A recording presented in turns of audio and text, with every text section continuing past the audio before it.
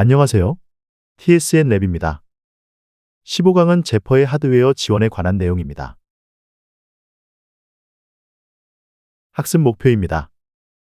제퍼가 지원하고 있는 다양한 아키텍처와 장치 에뮬레이터 그리고 시뮬레이터에 대해 이해합니다. 또한 주변 장치 드라이버와 핀 제어 기능과 하드웨어로 포팅하는 방법에 대해 알아봅니다. 그럼 보드 아키텍처에 대해 알아보겠습니다. 다양한 보드 아키텍처가 있지만 이번 내용에서는 우리가 사용할 라즈베리 파이 4의 아키텍처에 대해 알아보겠습니다. 라즈베리 파이 4를 제퍼에서 사용하기 위해 추가적인 아키텍처 설정은 필요하지 않습니다. 제퍼에서 라즈베리 파이 4를 지원하고 있기 때문에 보드에서 사용되는 암 코어텍스 A72 아키텍처를 별도로 설정할 필요가 없지만 보드와 애플리케이션의 요구사항에 맞게 보드 설정이 필요할 경우 다음과 같이 조정할 수 있습니다. 먼저 보드 선택입니다. 애플리케이션을 빌드할 때 빌드 명령에서 라즈베리 파이 4를 지정하여 시작합니다. 다음은 애플리케이션 개발 단계입니다. 라즈베리 파이 4에서는 UART, GPIO, SPI 등 주변 장치와 디바이스 드라이버를 구성하는 작업이 필요합니다. 세 번째는 디바이스 트리 설정 수정입니다. 보드의 기본 설정 이외에 보드의 커스터마이징이 필요한 경우 디바이스 트리 파일을 수정할 수 있습니다. 마지막으로 Kconfig 옵션 구성입니다. 애플리케이션에서 멀티코어 지원이나 특정 드라이버 기능 활성화가 필요할 때 Kconfig 옵션을 통해 이를 조정할 수 있습니다. 이를 통해 사용자의 요구에 맞는 설정이 가능합니다. 다음은 제퍼의 에뮬레이터와 시뮬레이터에 대해 알아보겠습니다. 제퍼는 실제 하드웨어 장치가 없어도 에뮬레이터와 시뮬레이터라는 가상의 장치를 통해 테스트가 가능합니다. 하드웨어에 의존하지 않고 소프트웨어를 개발하거나 테스트를 진행할 수 있다는 장점이 있죠. 다양한 장치 에뮬레이터와 시뮬레이터를 제공해 개발 효율성을 높이고 하드웨어 접근성이 제한된 환경에서도 유용합니다. 주요 에뮬레이터와 시뮬레이터로는 ADC, DMA, 그리고 EEPROM 관련 툴이 있습니다.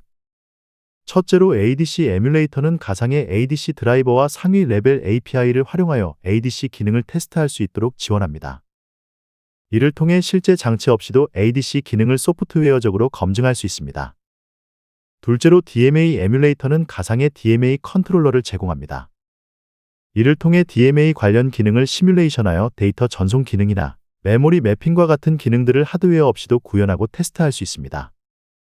셋째로 EEPROM 에뮬레이터 및 시뮬레이터는 플래시 파티셔닝이나 RAM을 활용하여 기능을 가상화합니다. 이 기능은 데이터 저장 및 불러오기와 같은 테스트를 하드웨어를 준비할 필요 없이 진행할 수 있도록 합니다.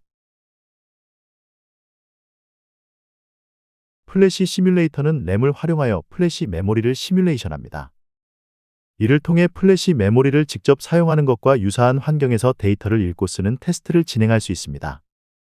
GPIO 에뮬레이터는 소프트웨어적으로 제어 가능한 가상의 GPIO 컨트롤러를 제공합니다.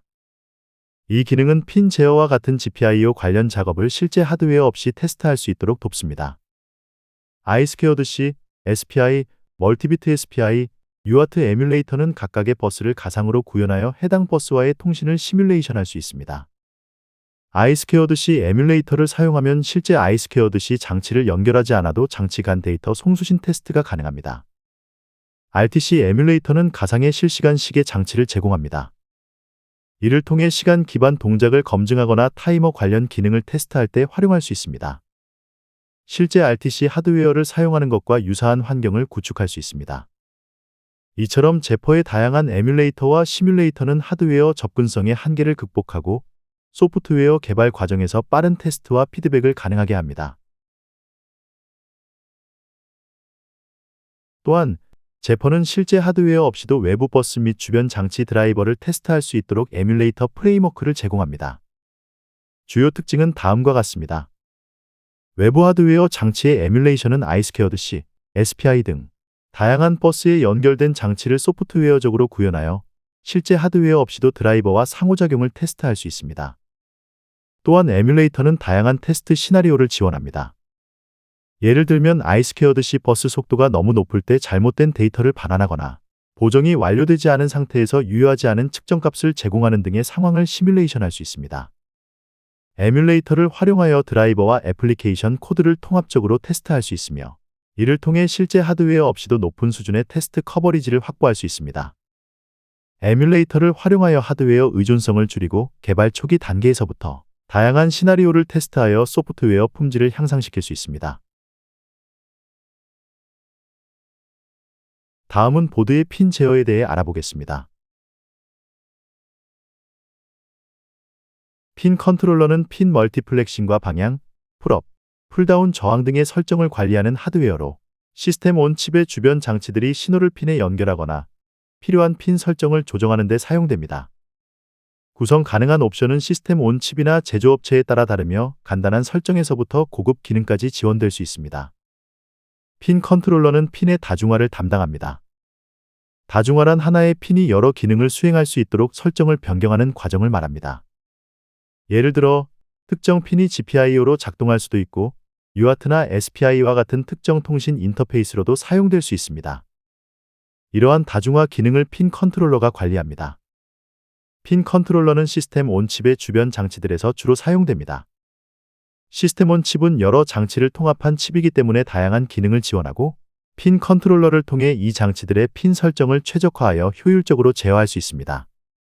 핀 제어를 통해 시스템은 더 유연한 설계가 가능하며, 제한된 핀 수로도 다양한 기능을 구현할 수 있습니다.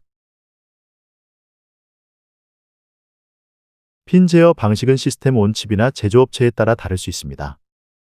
제퍼에서는 이러한 핀 제어를 다루기 위해 두 가지 주요 방식, 중앙집중식 방식과 분산식 방식을 지원합니다. 먼저, 중앙집중식 접근 방식입니다. 중앙집중식 방식은 모든 핀 설정과 구성을 하나의 하드웨어 블록에서 통합적으로 관리합니다. 이 블록은 흔히 핀 멀티플렉서, 줄여서 핀맥스라고 불리며, 다양한 주변 장치인 UART나 iSquared-C, SPI와 같은 장치의 핀 설정을 이곳에서 처리합니다. 쉽게 비유하자면, 중앙집중식 방식은 마치 도시 전체의 교통 신호를 중앙 컨트롤 센터에서 제어하는 것과 같습니다. 모든 신호를 한 곳에서 관리하기 때문에 효율적이지만, 컨트롤 센터가 고장나면 전체 제어가 어려울 수 있습니다. 다음은 분산식 접근 방식입니다. 분산식 방식은 핀 설정이 하나의 블록에서 관리되는 대신 각 주변 장치가 자신이 필요한 핀 설정을 독립적으로 처리합니다. 예를 들어, UART는 자신에게 필요한 핀만 설정하고, iSquared-C도 따로 설정을 관리하는 식입니다. 이 방식에서는 핀 설정이 여러 하드웨어 블록으로 분산되어 있어 중앙집중식 방식보다 통합 관리가 어렵지만 개별적인 장치 제어가 가능합니다. 이를 비유하자면 각 교차로에서 독립적으로 교통 신호를 제어하는 것과 비슷합니다. 중앙 제어 없이도 운영할 수 있지만 전체적으로 관리하기는 어렵습니다. 제퍼에서는 이러한 두 가지 방식을 통합하여 핀 컨트롤러 드라이버를 통해 개발자가 핀 설정을 쉽게 관리할 수 있도록 합니다. 또한 하드웨어 구현 방식과 관계없이 일관된 인터페이스를 제공합니다. 핀 컨트롤러는 주로 주변 장치의 신호 매핑과 관련된 설정을 담당하고, GPIO 드라이버는 핀의 논리 레벨 제어나 읽기와 같은 일반적인 작업을 처리합니다. 핀 컨트롤러와 GPIO 드라이버는 서로 보완적인 역할을 수행하며, 제퍼는 이 두 가지를 통해 하드웨어 차이를 추상화해 개발자들이 더 쉽게 핀 설정을 다룰 수 있도록 도와줍니다. 핀 제어와 GPIO는 각각 다른 역할을 담당합니다. 핀 제어는 주변 장치의 신호 다중화와 특정 설정을 담당합니다. 예를 들면, 하나의 핀이 UART 송신 핀으로 사용될지, GPIO 입력 핀으로 사용될지 결정하는 과정입니다. 반면 GPIO는 핀의 일반적인 입출력 제어를 담당합니다. 단순히 신호를 출력하거나 신호를 읽는 역할을 수행합니다. 즉, 핀 제어가 보다 상위 개념이라 할 수 있습니다. 스테이트 모델은 장치 드라이버가 정상적으로 작동하기 위해 핀을 설정하는 방식입니다. 특정 핀 구성은 장치 상태에 따라 필요한 동작을 정의하며, 제퍼에서는 이를 표준 상태와 사용자 정의 상태로 나누어 관리합니다. 표준 상태에는 디폴트와 슬립 두 가지가 있습니다. 디폴트는 장치가 작동 중일 때의 핀 상태를 의미합니다. 슬립은 장치가 저전력 모드에 들어갈 때의 핀 상태를 정의합니다. 이를 통해 장치의 전력 소모를 최소화할 수 있는 구조를 설계할 수 있습니다. 사용자 정의 상태는 드라이버 내에서 사용자가 특별히 정의한 상태를 의미합니다. 특정 애플리케이션에서 필요로 하는 추가적인 상태를 만들어 활용할 수 있습니다. 동적 핀 제어는 런타임 시점에 핀 구성을 변경할 수 있는 기능을 의미합니다. 만약 시스템이 특정 조건을 충족했을 때 핀 설정을 자동으로 조정하여 다른 기능을 수행하도록 변경할 수 있습니다. 이런 방식은 실시간으로 시스템 동작을 조정해야 하는 환경에서 활용될 수 있습니다. 디바이스 트리 표현 방식은 핀 구성을 미리 정의하고 시스템 초기화 시 이를 적용하는 방식입니다. 디바이스 트리의 각 노드는 특정 장치와 연관된 핀 설정을 상태별로 지정합니다. 초기 단계부터 체계적으로 핀 구성을 관리할 수 있으며 설정이 복잡해지는 것을 방지할 수 있습니다. 구현 표현 지침으로는 핀 제어 드라이버와 장치 드라이버가 있습니다. 핀 제어 드라이버는 하드웨어의 핀 제어 기능을 소프트웨어적으로 구현합니다. 핀 설정의 유연성을 높여 하드웨어 제약을 보완할 수 있습니다. 장치 드라이버는 해당 장치의 요구사항에 맞게 적합한 핀 설정을 적용합니다. 이러한 핀 제어와 상태 모델은 하드웨어와 소프트웨어가 유기적으로 동작하도록 만들어줍니다. 핀 설정을 체계적으로 관리함으로써 개발자는 복잡한 하드웨어 구성을 제어할 수 있습니다. 다음은 포팅에 대해 알아보겠습니다. 포팅이란 제퍼를 지원하지 않는 보드에서도 제퍼가 동작할 수 있도록 세팅하는 작업을 의미합니다. 사용하고자 하는 보드를 제퍼가 지원하고 있다면 포팅이 필요하지 않지만 그렇지 않을 경우에 아키텍처 포팅이 필요합니다. 아키텍처의 포팅은 여러 부분으로 나눌 수 있습니다. 초기 부팅 시퀀스, 인터럽트 예외 처리, 장치 드라이버, 메모리 관리, 스택 객체 등 커널이 요구하는 기능을 구현할 수 있습니다. 포팅 시에는 각 아키텍처의 특성을 이해하고 제퍼 커널이 요구하는 기능을 충족하도록 구현한 뒤 포팅한 아키텍처에서 제퍼의 기능이 정상적으로 동작하는지 충분히 테스트해보는 작업이 필요합니다. 시스템 온칩 포팅은 새로운 시스템 온칩을 제퍼에 통합하는 절차입니다. 시스템 온칩 정의, 디렉토리 생성, 구성 파일 작성, 디바이스 트리 정해 등을 통해 제퍼에서 해당 시스템 온칩을 지원하기 위한 기능을 구현할 수 있습니다. 보드 포팅은 새로운 하드웨어 보드에 제퍼를 적용하는 방법을 의미합니다. 제퍼 3.60 이후 새로운 하드웨어 모델이 도입되면서 다중 코어와 다중 아키텍처 시스템 온칩 지원, 다중 시스템 온칩 보드 지원 및 시스템 빌드와 통합 등 다양한 개선이 이루어졌습니다. 하드웨어 지원은 계층 구조를 기반으로 체계적으로 관리됩니다. 이 계층은 보드, 시스템 온칩 시리즈, 시스템 온칩 패밀리, CPU 클러스터, CPU 코어, 아키텍처로 구성됩니다. 이를 통해 제퍼는 다양한 하드웨어 환경에서 유연하고 효율적으로 작동할 수 있도록 지원합니다. 또한 보드를 포팅하기 위해서는 보드와 관련된 용어 정의가 필요합니다. 보드 용어는 보드 이름, 리비전, 보드 한정자, 타겟으로 구성됩니다.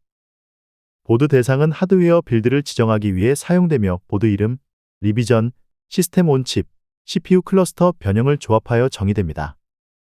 그림은 BL5340DVK라는 보드를 예시로 들어 보드와 관련된 용어를 설명한 것입니다. 보드 용어를 보면 BL5340DVK 보드가 NRF5340 시스템 온칩 기반이며 CPU 클러스터와 변형을 명시한다는 것을 알 수 있습니다. 보드와 관련된 용어들을 정의했다면 보드의 디렉토리를 생성하고 야멜 파일 작성, 디바이스 트리 작성 등 새로운 하드웨어 보드를 제퍼에 통합하기 위한 절차들을 진행하면 됩니다. 제퍼에서의 보드 포팅은 하드웨어 플랫폼에서 제퍼를 사용할 수 있도록 설정하는 작업입니다. 보드 포팅 가이드는 다음과 같습니다. 첫 번째로 시스템 온칩 지원 확인 단계에서는 사용하려는 칩셋이 제퍼에서 지원되는지 검토합니다. 지원 여부를 확인하면 두 번째로 보드 디렉토리 생성 작업을 진행합니다. 이 단계에서는 해당 디렉토리 안에 보드에 필요한 모든 파일이 포함됩니다. 그 다음은 보드 야멜 파일 작성 단계입니다. 여기에서는 보드의 기본 정보와 설정을 기술합니다. 이어서 디바이스 트리 작성이 필요합니다. 디바이스 트리는 하드웨어 자원과 설정을 정의하는 매우 중요한 파일입니다. 또한 kconfig 파일 작성으로 보드에서 사용 가능한 설정 옵션들을 정의하고 이를 기반으로 빌드와 테스트 과정을 진행합니다. 여기서 빌드가 성공하면 보드의 동작을 실제로 확인하고 수정할 수 있습니다. 마지막으로 플래시와 디버그 지원을 통해 보드에 펌웨어를 업로드하거나 문제를 추적하며 다양한 리비전을 지원할 수 있도록 합니다. 필요에 따라 보드 확장 작업을 진행하여 새로운 기능을 추가하기도 합니다. 모든 진행이 완료되면 새로운 보드에서 제퍼를 실행하고 활용할 수 있습니다. 쉴드는 보드에 추가 기능을 제공하는 하드웨어 확장 모듈을 의미합니다. 보드에 부착하여 기능과 서비스를 확장할 수 있고 더 쉽고 모듈화된 프로토타입을 제작할 수 있습니다. 쉴드를 효과적으로 지원하기 위해서는 특정 파일들이 필요한데요. 첫 번째로 shield.overlay 파일입니다. 이 파일은 보드의 디바이스 트리와 병합되는 형태로 쉴드의 디바이스 트리 구성을 정의합니다. 이를 통해 하드웨어 리소스와 관련된 정보를 명확히 설정할 수 있습니다. 두 번째는 kconfig.shield 파일입니다. 이 파일은 쉴드의 기본 설정을 정의하는 kconfig 심보를 포함합니다. 즉, 프로젝트 빌드 시 특정 기능이나 옵션을 선택할 수 있도록 하는 핵심 설정 파일입니다. 마지막으로 kconfig.defconfig 파일이 있습니다. 이 파일은 쉴드의 기본 설정을 명시하며 애플리케이션에서 기능 활성화를 고려하여 작성됩니다. 이를 통해 쉴드의 동작을 위한 초기 설정 값을 손쉽게 관리할 수 있습니다. 여기까지 제퍼 RTOS의 포팅에 대해 알아보았습니다. 이해가 어려운 부분은 반복 학습하며 천천히 익혀보시기 바랍니다. 그럼 이론은 여기서 마무리하도록 하겠습니다. 수고 많으셨습니다.